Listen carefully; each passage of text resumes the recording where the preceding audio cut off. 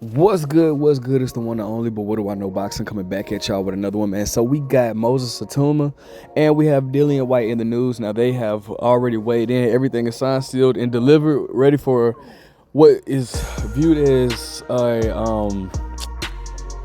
either the dog still has it or a passing of the torch type fight tomorrow. All right, and I definitely wanted to speak on it. Now I've been quiet about this fight, you know what I'm saying? I've really been looking forward to this fight because it's a lot that can go down with this fight, right? Now as far as the two fighters, I think that Moses is the better boxer, and his fundamentals are better than Dillian Whyte's.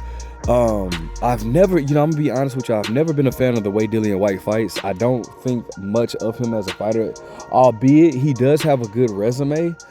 He's beaten some good fighters or whatnot, so I can't take that away from him. Joseph Parker, I can't take that away from him. He's done his thing in the sport of boxing, but I've never really been a fan of him like that. Like just how he fights, never really been too much of a fan of him. And his, I can name so many boxers that I think is better than him. However, even with that being said, this is still a 50-50 fight to me, because one thing about it is Dillian Whyte by far has the experience, and that does play a key factor, especially when it comes into this fight. Now, I'm gonna be honest with you though, even though I feel like it could be a 50-50 fight, I'm picking Moses Itauma to win by decision or whatnot, just because I feel like he is the better, fundamentally he's the better boxer, but he's not fought anybody on the level of Dillian Whyte. Just and I'm not gonna be oblivious, act like I'm oblivious to that. No, Itauma has not fought anybody on the level of this Dillian Whyte, so this would be by far the biggest step of his career. Now, Itauma, I love his fundamentals. He's a southpaw, slick, uses his angles very well, creates openings. He's just a really good boxer, really solid. I really like what I see out of him. And then obviously, he works with Ben Davison. Well, at least I think he still works with Ben Davison. And if you guys know my channel, y'all know I feel like that's like one of the, that's my favorite trainer out of the UK, Ben Davison. That dude is just super smart. Just he knows what he's talking about. So I think I'm giving the edge to Moses Itauma. I feel like Dillian Whyte is not past his prime. I wouldn't say that. I wouldn't really feel comfortable saying that he's past his prime, but I don't think that that fire is there like it once was as well. Now, what I will say though is watching the build-ups to this fight, the face-offs, the press conference, the way and all that, Dillian looks pissed, and not at Itauma, but he looks pissed because I feel like he understands what boxing is trying to do to him, and by that, what I mean by that is if you watch boxing, or if anybody watches boxing, if you watch boxing for a long time, you know how things are operated, right? So what I mean by that is a lot of times when you have this new up and coming guy who's going through people, when a lot of times what they do is whenever they want to step up their resume or see how good they are, they'll put them in there with an experienced veteran, like somebody that was really good at that time. Canelo Alvarez, when he fought Shane Mosley, Shane Mosley was way past it. Or I can think of a lot of fighters. Oscar De La Hoya, Chavez Senior. I could just, I remember, I don't think it was like a veteran that got in there with Keith Thurman. But yeah, I'm just thinking about stuff like that, or like with Errol Spence fighting Chris, what's his name? I can't think of his the one that fought Pacquiao, that dude. But that's just how a lot of fighters like a lot of fighters build, or a lot of promoters build their fighters by putting them in there with like a world champion that's past his prime. And I feel like that's how they're moving Dillian Whyte. And I feel like Dillian Whyte is understanding like what they're trying to do. And I think Dillian Whyte is pissed. So Moses Itauma better be on his A game, because I don't think Dillian Whyte is past his prime enough to be confident enough to put money money on Moses for sure.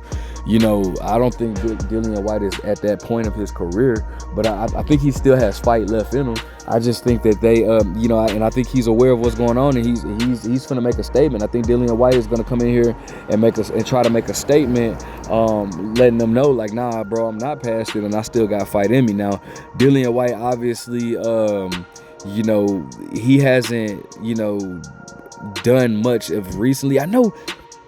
And somebody drop it in the comment section. I can't remember what happened, but if I'm not mistaken, Dillian Whyte and Anthony Joshua was supposed to have a rematch last year, I believe. And it was like supposed to be in August or something like that. And I can't remember what happened, but I think Anthony Joshua ended up fighting the dude that gave Tyson Fury a good fight and had cut Tyson Fury very bad. Can't think of the dude's name, but he's a really good boxer. I believe Anthony Joshua ended up fighting him on like a 7-day notice or something like that because of that. But you know, Dillian Whyte's kind of had a up and down career for, you know, as you may. I know he was wanting to fight Wilder for a long time, and he went a long time without getting his title shot. As a matter of fact, just to pull up Dillian's resume, because the dude has a really good resume, but I mean, or a pretty good resume, at least, should I say. See, you know, he's fought some guys that you know, Christian Hammer, but I wouldn't call him a top fighter. Jermaine Franklin, I wouldn't consider him that either. Tyson Fury, you know, he lost to him, got stopped in the 6th round with that uppercut. It seems like that's the way to beat Dillian Whyte. If you want to beat Dillian Whyte, land the uppercut. The uppercut gets him out of there. He lost to Alexander Povetkin, but then avenged that loss. Oscar Rivas was decent. Derek Chisora, Joseph Parker, Lucas Brown, Robert Helenius. So he has some solid B-level fighters on his resume. You know, Joseph Parker to me is an A-level though, so that's a good, you know. Lucas Brown was about a C-level. Robert Helenius was about you know, I don't know. He has a decent resume or whatever, but it's time for him to let the people know that he still has it. And you know, Moses Itauma, you know, clearly he hasn't fought anybody on the level of Dillian Whyte, which, you know, is a risk in itself, because, you know, we've seen a lot of times where they've pretty much rushed a fighter. You know, Moses Itauma only has 12 fights in his career. And, you know, you don't want to be in a situation where they rush a fighter, but, you know, it looks as though, you know, he looks good. He passes the eye test. But if you look, I'm looking at his resume, and by far, Dillian Whyte, it's almost like Moses Itauma is skipping a grade to fight Dillian Whyte. And, you know, we've seen stuff like that, you know, where fighters, you know, skip that, like somebody like Edgar Berlanga. You know what I'm saying? When Edgar Berlanga fought Canelo Alvarez, if you go back and look at his resume, it's like dude ain't even been in there. He hasn't even beaten a B-level fighter. He was just fighting all C-class fighters or whatnot, and then he just like skipped a grade and went straight to Canelo. And you know, as you can see, he didn't win a round in that fight. He turned around and got stopped by Shiraz or whatnot. So you know what I'm saying? That's detrimental to one's career, because you just don't want to rush them. You don't know the impact that has. Fernando Vargas was another fighter that got rushed into a Felix Trinidad fight.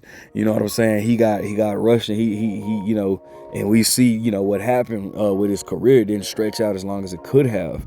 So, you know, you really have to be careful when you build these fighters, man, because, you know, Dillian ain't one to come lay down. You know, I actually would have been more comfortable with them putting them in there with somebody. Derek Chisora is still a threat, though. You know what I'm saying? Like, Derek Chisora is a threat. I think Dillian Whyte is a tad bit better. So I like Derek Chisora better. But I think Dillian Whyte is a tad bit better. I think they should have threw him in there with maybe a Derek Chisora first to see where he's at. And that's no disrespect to Derek Chisora, but you know, Derek Chisora he's gonna fight anybody. He's gonna show you if you're built for this or not. That's what I mean by throwing him in there with a Derek Chisora. But you know, we'll see. We'll see what Dillian Whyte has to, what both fighters have to offer for each other. You know, if Moses loses, you know, he has time to regain himself. But if Dillian loses, pretty much people are gonna look at him like it's over. You know. But that's my take on it. Let me know what you guys think. Make sure you guys like, comment, subscribe. Who do you picking to win this fight? But what do I know?